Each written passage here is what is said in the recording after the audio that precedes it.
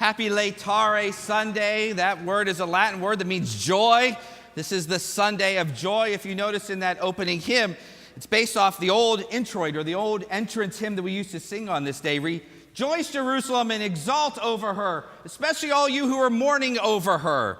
And then the verse was, I rejoiced when they said to me, let us go to God's house. As I mentioned to the little ones here, we're very close to Holy Week. We're 2 weeks from today, from Palm Sunday, and the church begins to feel the joy as we draw near the passion, death, and resurrection of Christ. And so there's this emphasis on Jerusalem where all this will happen.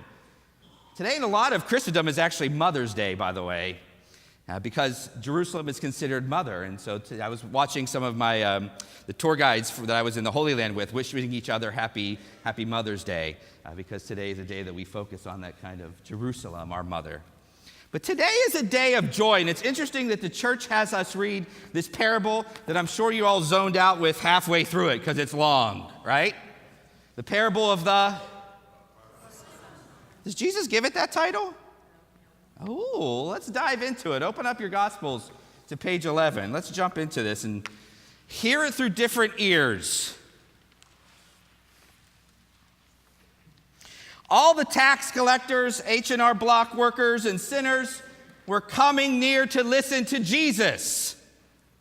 Sorry, tax people. And who else was there? The Pharisees and the scribes. They were grumbling. Church folk haven't changed in 2,000 years. This fellow welcomes sinners, and he's even eating with them. It's interesting is that Luke doesn't go into it, but this possibly happened in the context of a meal where Jesus literally was eating with these people. And what about the Pharisees? The word Pharisee is an Aramaic word based on the Hebrew word, which literally means the separated ones. They were a religious sect. You hear about them all the time in the New Testament, right? They are a group who are trying to be super holy. We will be the true followers of God. We will separate ourselves from anything that is unclean, and we will do our best to protect our holiness. Believe it or not, a lot of biblical scholars say that they had close to 300 rules and regulations just among themselves as Pharisees. And believe it or not, over 200 and some actually had to deal with what you did when you sat down to eat. Purification rituals, the food you ate, but mostly who you ate with. Because if you ate with someone who was a sinner, who was unclean, you were literally an accomplice with them if you sat down and shared a meal together. So it's best not to eat with X, Y, and Z because these people may make you unclean. My gut tells me they probably weren't even a part of that meal where Jesus was sitting with the tax collectors and sinners. My gut says they're probably standing at the door because even if they would have come into the room, there goes their holiness. And I love it. And so Jesus tells them this parable. We call it the prodigal son. Jesus did not. What's the word prodigal mean? Oh, yeah. Don't Google it in church. Lavishly wasteful. Lavishly wasteful. Let's see actually who is lavishly wasteful. There were 2 sons, and the younger one said to the father, Father, give me the share of the property that will belong to me. Now, ears in 2019 New Albany, that doesn't hit us. First century Judaism, you would have heard a gasp in the room when Jesus said the story.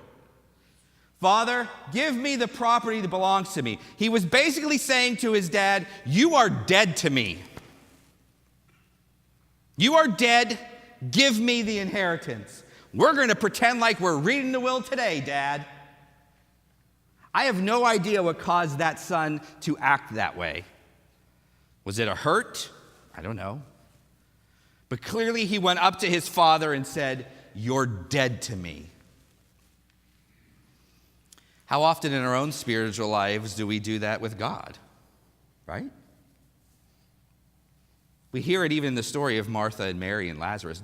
If you were only here, Jesus, my brother wouldn't have died. God, why didn't you make my prayer answered for so-and-so who has cancer? I'm having a spiritual crisis right now. I need to stay away from the church. And what does the father do? Gives him the property.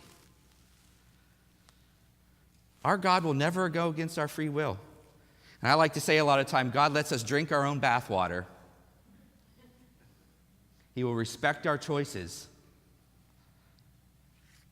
What happens next? A few days later, the younger son gathered all he had and traveled to a distant land. The word that Luke uses in Greek is, he went into exile. Ooh, gas number 2. Not only did this guy tell his dad he's dead, but now he goes back into exile. A lot of our times in our spiritual life, we think that freedom from God will bring us true freedom. But in actuality, freedom from God brings us into slavery and sends us into exile. Remember, we talk about empire and kingdom a lot here at All Saints. When we step away from kingdom, when we step away from life itself, we enter into the empire of death, and literally we become slaves to this empire that keeps us in bondage and has us worship all these false idols that make us less human. And how much lower can this son go? There's a famine. Remember, I always talk about empire has its 3 tools: scarcity, fear, and division. Here's scarcity, right? There's no food. And so what food does he eat? Pig slop. Pigs, even today in Judaism, right? The most unclean animal. He tells his dad he's dead. He goes into exile, and he's literally eating with the most unclean thing you can eat from. You don't get deader, and deadest. Right? How many of you in this room have ever ate pig slop? Oh, I have several times. Right? We think our ways are better than what God has for us, and we end up face planted in mud.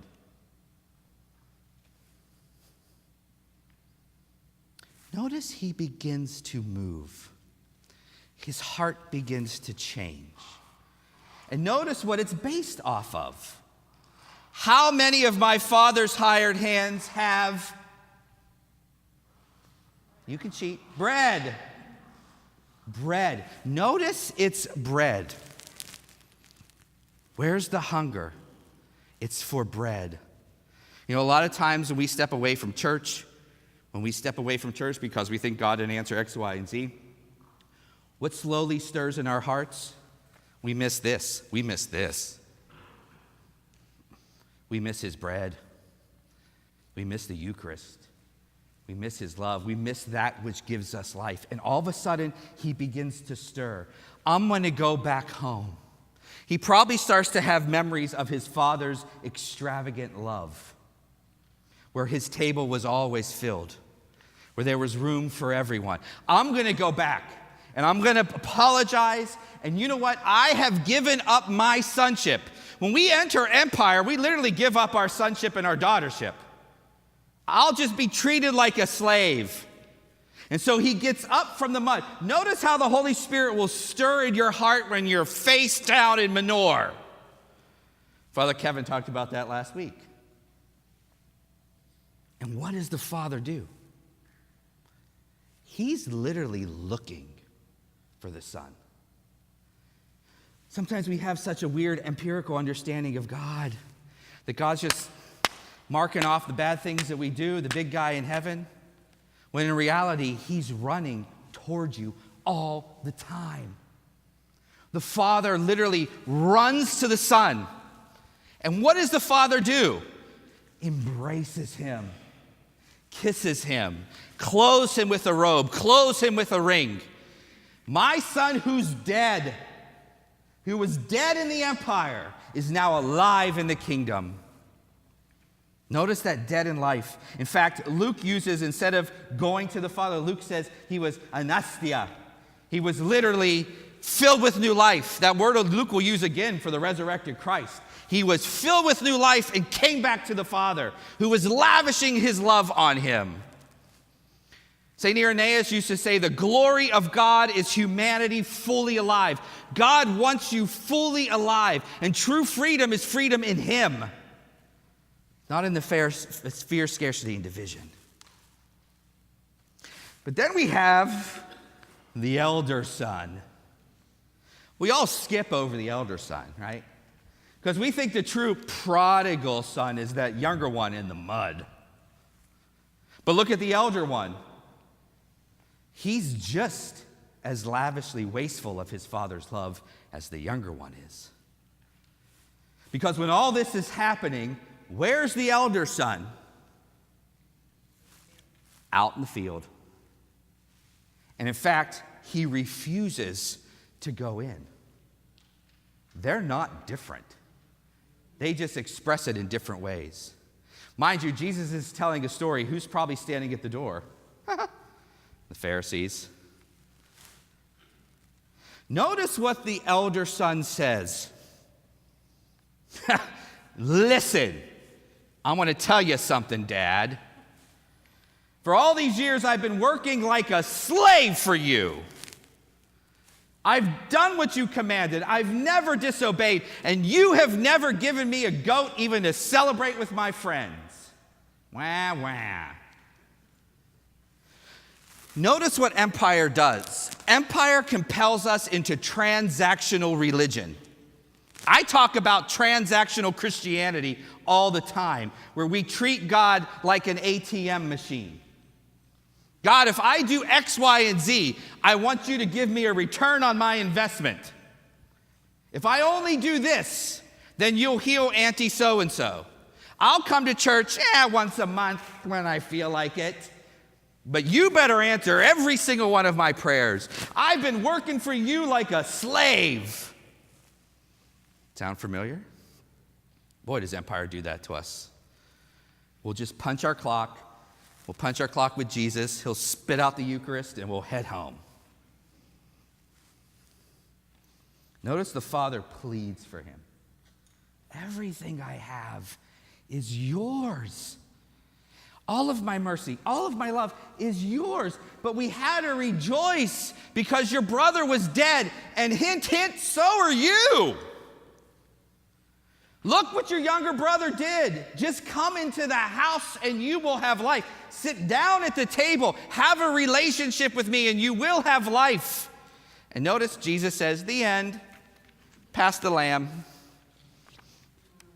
Notice we don't know what the elder son does. Because ultimately, every prodigal son and daughter is every single person in this room. In some way, shape, or form, we've been the younger or we've been the elder. And God still constantly cries out to us. Enter into my house. If you enter and sit down with someone, you can have a relationship. Don't lay in the mud. Don't sit at the door. Come to the table and receive bread and wine in abundance. My very life I give to you. Everything that I have, my very body and my very blood, I give to you so that you may have life and have it fully. So as we near Holy Week, the church always has us read this reading every 3 years for a reason, to prepare us for what's to come. Enter into this Holy Week. Enter into these great days. Don't stay at the door. Don't sit in the mud. Be embraced by the Father who loves you, who's giving everything to us, who will give you life if you just walk away from empire. Listen to him. Be embraced by him. Let him clothe you with the right robe of baptism and put a ring on your finger to give you that sonship and daughtership back again. But it can't be done through transactional Christianity, but only in a relationship with our living God.